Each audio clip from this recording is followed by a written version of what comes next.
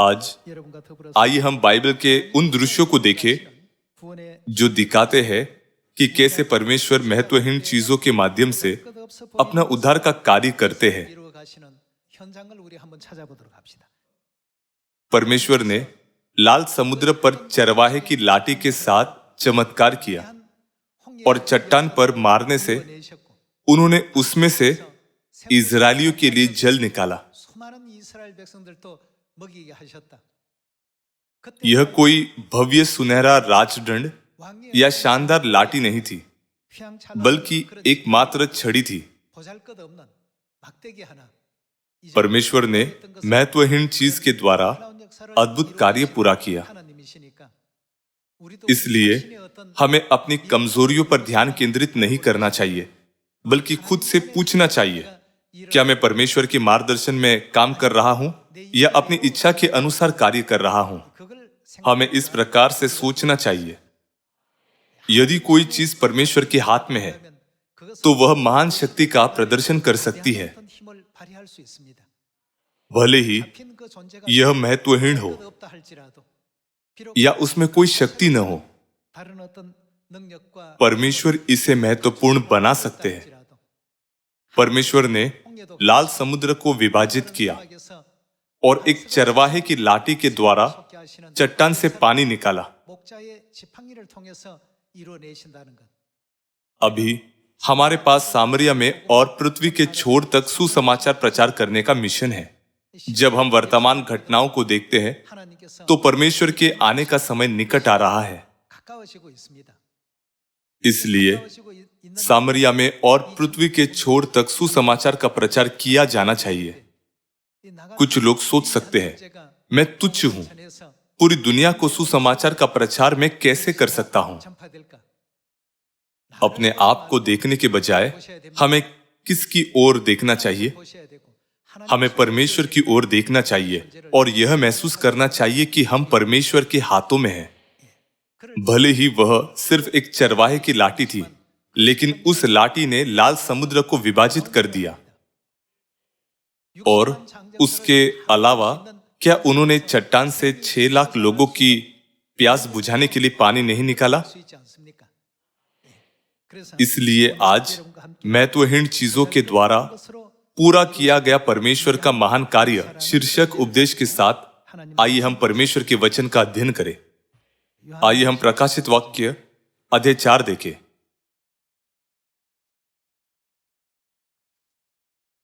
आइए हम प्रकाशित वाक्य अध्याय 4 आयत 11 देखें।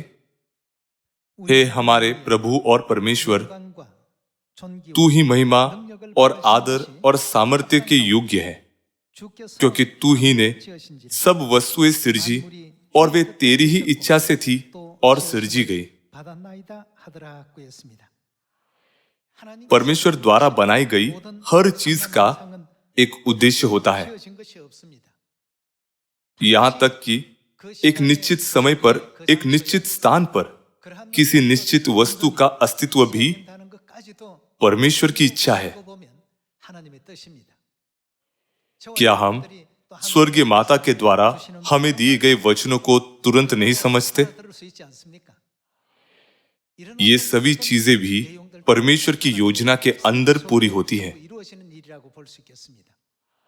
इसलिए भले ही हमारी क्षमताएं और जो कार्य हम पूरा करते हैं वे छोटे लगते हो, हमें यह जानकर गर्व होना चाहिए कि वे परमेश्वर के हाथों में किए जा रहे कार्य हैं। तब क्या सुसमाचार का सामरिया और पृथ्वी के छोर तक पहुंचना मुश्किल है? यह बिल्कुल मुश्किल नहीं है। परमेश्वर का कार्य आकार, स्तर और गहराई में भिन्न होता है। हम इसे नहीं कर सकते, लेकिन परमेश्वर निश्चित रूप से इसे कर सकते हैं, है ना? जब हम समझते हैं कि हम परमेश्वर के हाथों में होते हुए इस कार्य को कर रहे हैं, तो आज का सुसमाचार हर्षित होगा, कल का सुसमाचार बोझिल नहीं होगा और यह हमेशा खुशी के साथ आगे बढ़ाया जाएगा। आइए हम परमेश्वर के प्रयोजन और उद्धार के लिए उनकी योजना के संबंध में कुछ वचनों पर गौर करें। आइए हम प्रथम कोरिन्थियों अध्याय 1 आयत 26 पर जाएं।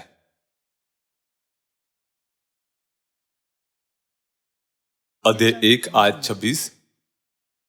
हे भाइयों, अपने बुलाए जाने को तो सोचो कि न शरीर के अनुसार बहुत ज्ञानवान और न बहुत सामर्थी और न बहुत कुलीन बुलाए गए, परंतु परमेश्वर ने जगत के मूर्खों को चुन लिया है कि ज्ञानवानों को लज्जित करे, और परमेश्वर ने जगत के निर्बलों को चुन लिया है कि बलवानों को लज्जित करे, और परमेश्वर ने जगत के नीचों और तुच्छों को वरन जो है भी नहीं उनको भी चुन लिया कि उन्हें जो है व्यर्थ ठहराए, ताकि कोई प्राणी परमेश्वर के सामने घमंड न करने पाए।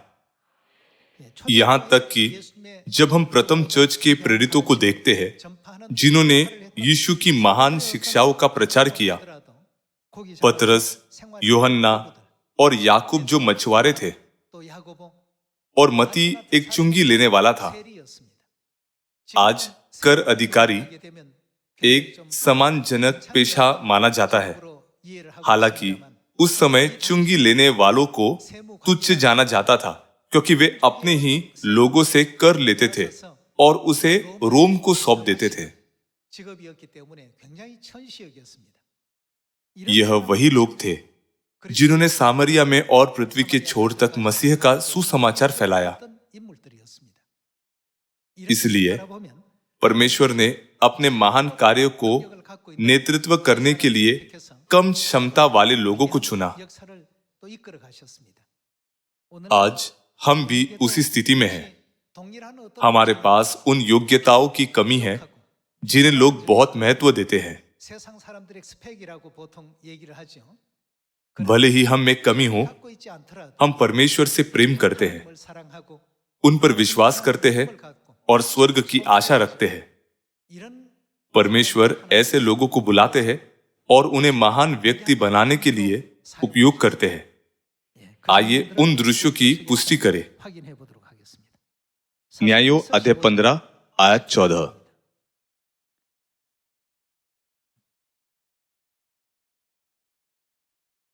वह लही तक आ गया तो पलिश्ती उसको देखकर ललकारने लगे। तब यहोवा का आत्मा उस पर बल से उतरा और उसकी बाहों की रस्सियां आग में जले हुए सन के समान हो गई और उसके हाथों के बंधन मानो गलकर टूट पड़े। तब उसको गधे के जबड़े की एक नई हड्डी मिली और उसने हाथ बढ़ाकर उसे ले लिया और उसने 1000 पुरुषों को मार डाला। तब शिमशोन ने कहा, गधे के जबड़े की हड्डी से ढेर के ढेर लग गए। गधे के जबड़े की हड्डी ही से मैंने 1000 पुरुषों को मार डाला। जब वह ऐसा कह चुका तब उसने जबड़े की हड्डी फेंक दी और उस स्थान का नाम रामतलही रखा गया। उस समय इजरायली और पलिश्ती एक दूसरे के साथ मेल नहीं खाते थे और यह कई पीढ़ियों तक चलता रहा। सिमसोन ने बिना किसी उचित तलवार या भाले के अकेले 1000 पलिश्तियों को मार डाला।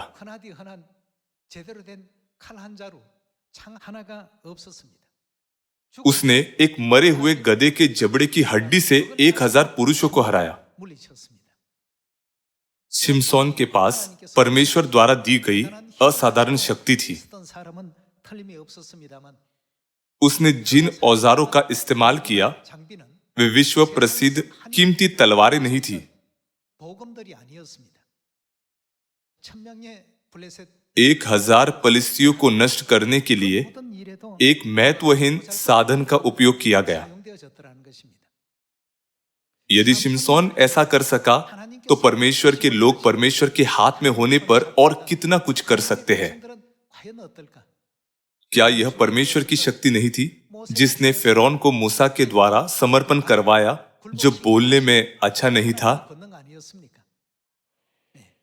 मूसा ने कहा कि वह बोलने में धीमा है और वह राजा को मनाने में सक्षम नहीं होगा। मैं इतना महान कार्य कैसे कर सकता हूं? लेकिन अंत में क्या परमेश्वर ने मूसा के द्वारा इजरायलियों को मिस्र से मुक्त नहीं किया और उन्हें दूध और मधु से भरपूर कनान में नहीं पहुंचाया? इतिहास में पीछे मुड़कर देखे तो हम देख सकते हैं कि उनमें कई कमियां थी। फिर भी जब वे परमेश्वर के हाथ में थे तो परमेश्वर ने उन्हें महान व्यक्ति बना दिया। उस समय मिस्र एक शक्तिशाली राष्ट्र था। फिर भी परमेश्वर ने अपनी शक्ति का ऐसा प्रदर्शन किया कि उस शक्तिशाली राजा को भी झुकना पड़ा। फलिस्ती कमजोर लोग नहीं थे। हालांकि गधे के जबड़े की हड्डी 1000 फलिस्तियों को हराने के लिए पर्याप्त थी। किसी अन्य उपकरण का उपयोग नहीं किया गया। आइए प्रथम शमूएल अध्याय 17 आयत 31 देखें।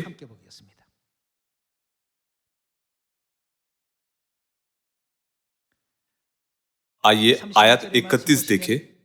जब दाऊद की बातों की चर्चा हुई तब शाऊल को भी सुनाई गई और उसने उसे बुलवा भेजा।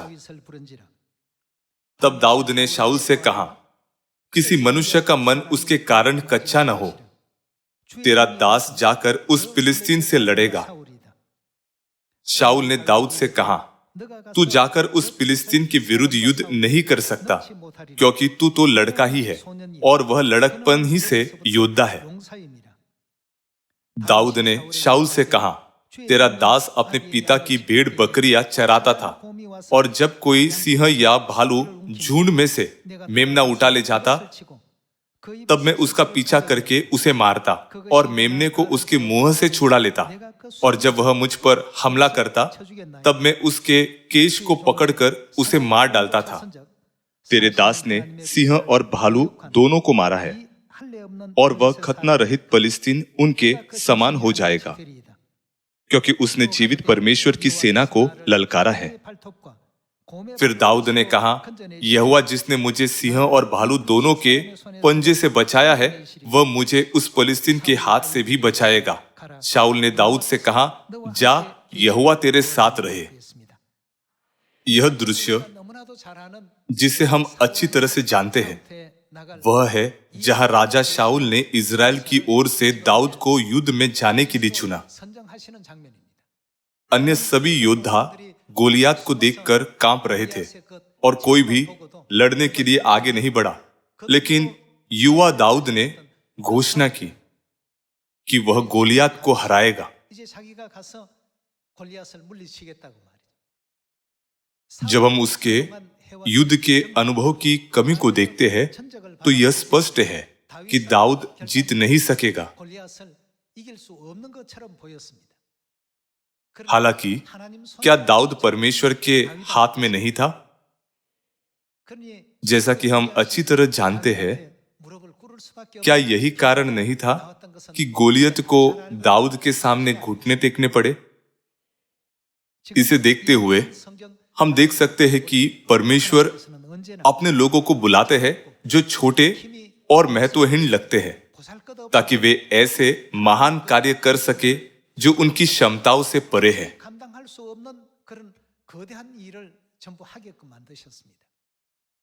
हम जहां भी जाए हमें परमेश्वर के हाथ में होना चाहिए।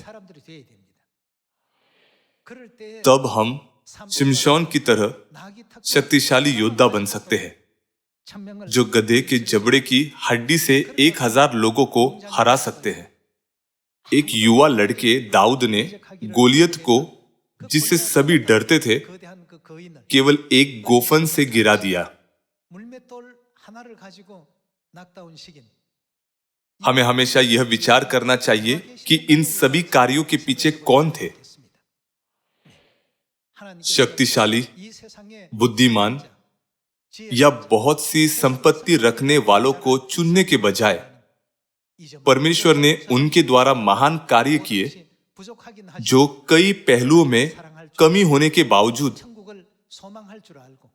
परमेश्वर से प्रेम करते हैं, स्वर्ग की आशा रखते हैं और उनके वचन पर विश्वास बनाए रखते हैं।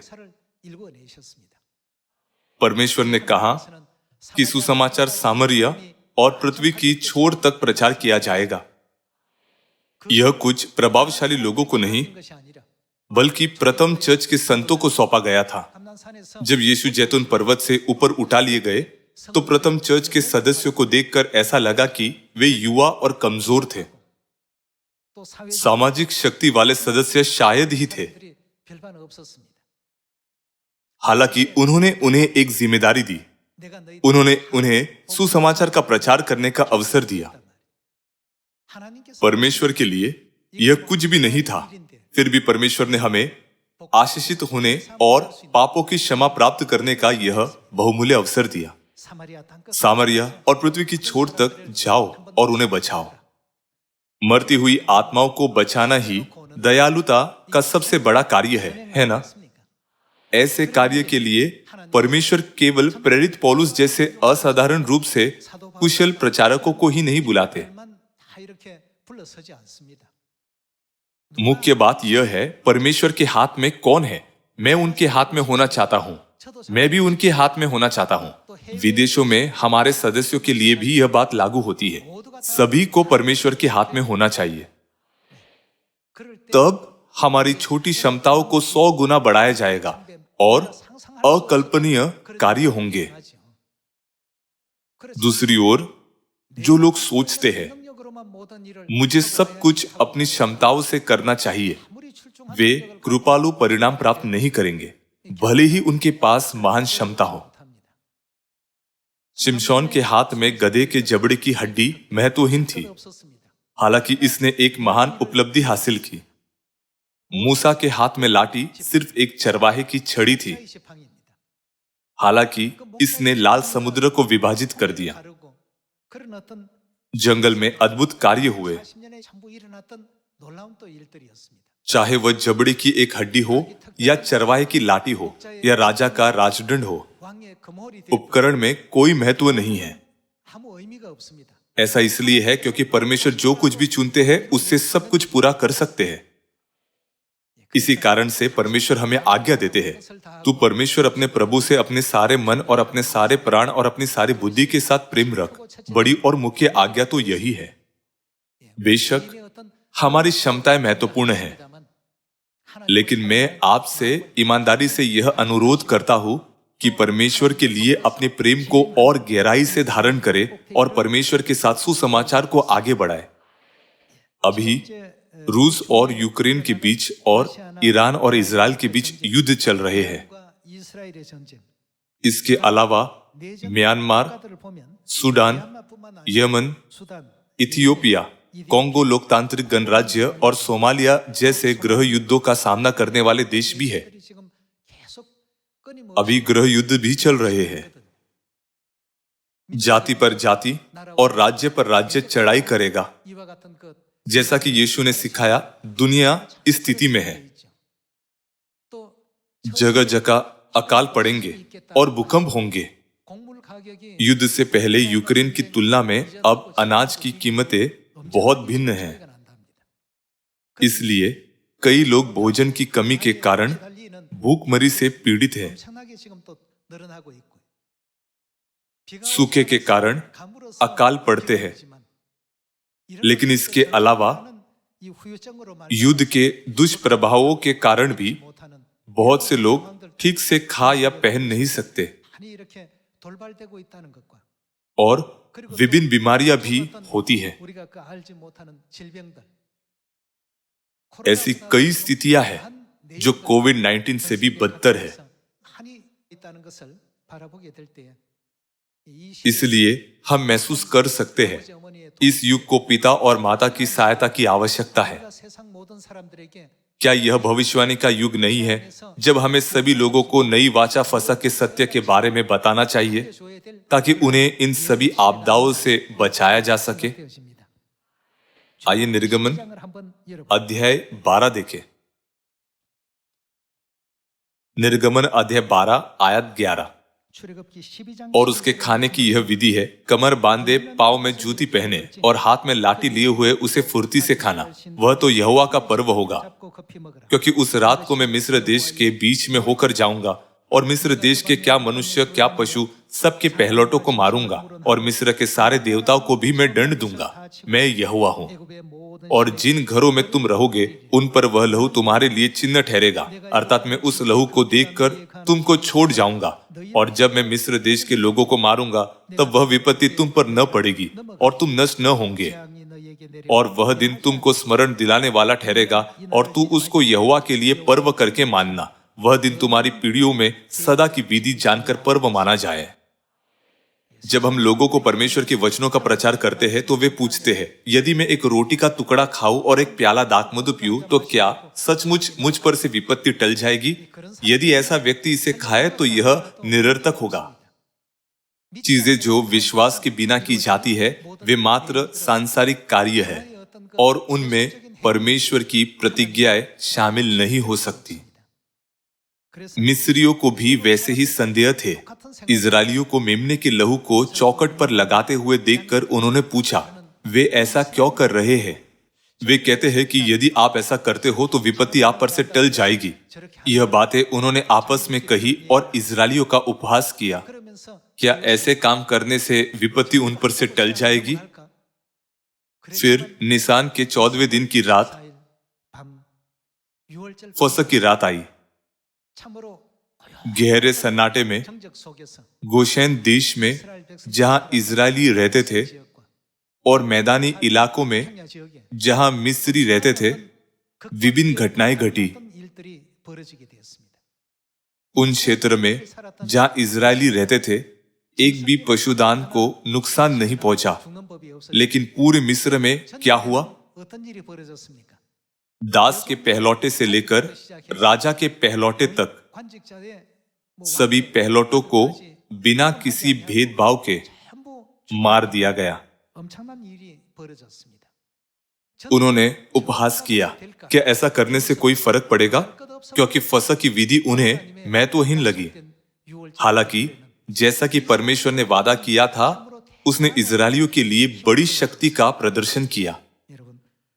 सभी लोगों, बहुत से लोग हमारे द्वारा किए जा रहे कार्य को देखते हैं और पूछते हैं, क्या दुनिया सिर्फ इसलिए बदल जाएगी क्योंकि वे ऐसी चीजें कर रहे हैं? लेकिन यह काम कौन कर रहा है? हमें उस कार्य में भाग लेने के लिए साथ ही सेवकों के रूप में बुलाया गया है, जिसे परमेश्वर कर रहे हैं। जब हम फसह, सबत, स्वर्ग माता और स्वर्ग पिता के बारे में प्रचार करते हैं तो क्या हम परमेश्वर के पास लौटो कहते हुए दुनिया को सुसमाचार का प्रचार नहीं कर रहे हैं? परमेश्वर के पास लौट आओ और आप और आपका घराना बचाया जाएगा। इसके अलावा आप स्वर्ग में अनंत खुशी और आशीष का आनंद लेंगे। यही वह संदेश है जिसका हम प्रचार कर रहे हैं। हमें केवल यह नहीं कहना चाहिए कि चूंकि सबत का दिन शनिवार है इसलिए हमें इसे मनाना चाहिए, बल्कि इस अनुष्ठान के माध्यम से हमें उन्हें परमेश्वर की ओर वापस ले जाना चाहिए ताकि उनका हृदय और विश्वास बढ़े और उन्हें स्वर्ग के राज्य की ओर ले जाए। मिस्र के सैनिकों ने सोचा, वे मेमने के लहू को दरवाजे की चौखट पर क्यों लगाते हैं? जब उन्होंने गलत सोचा, क्या इस तरह के कार्य विपत्ति को रोक सकते हैं? परमेश्वर ने अपना वादा पूरा किया। विश्वास का एक कार्य जो उन्हें महत्वहीन लग रहा था, एक अलग परिणाम लाया, है ना? इजरायलियों के लिए परमेश्वर ने फसह को आनंदपूर्ण मुक्ति का दिन बताया, जबकि मिस्रियों के लिए क्या यह उनके सभी पहलौठों के विनाश का दिन नहीं था? भले ही कुछ महत्वहीन लगे, परमेश्वर कहते हैं कि जब आप उस छोटे बच्चे का सम्मान करते हैं या उसे एक कप ठंडा पानी देते हैं तो ऐसा लगता है जैसे आप यह सब उनके लिए कर रहे हैं। उन्होंने कहा, वह मेरे ही साथ किया। सत्य में कोई भी महत्वहीन नहीं है, हर कोई अद्भुत है। हम यह नहीं जान सकते कि परमेश्वर किसे चुनेंगे या उन्हें कैसे उपयोग करेंगे। क्या हम पिता और माता की इच्छा के अनुसार परमेश्वर के हाथ की अगुवाई में सुसमाचार का कार्य नहीं कर रहे हैं? इसलिए यह सुसमाचार अवश्य ही सफल होगा। सुसमाचार कितना दूर तक प्रचार किया जाएगा? परमेश्वर ने कहा कि यह सामरिया से लेकर पृथ्वी के छोर तक प्रचार किया जाएगा। क्या यह भविष्यवाणी नहीं है कि पिता इस पृथ्वी पर आएंगे और हम सभी के लिए स्वर्ग लौटने का मार्ग प्रदान करेंगे? परमेश्वर एक महान कार्य कर रहे हैं। यदि हम परमेश्वर के हाथ में हैं, तो हमें कहना चाहिए, पिता मुझे भी वचन का प्रचार करने दीजिए। कृपया मुझे लगन से परमेश्वर के वचन का अध्ययन करने दे।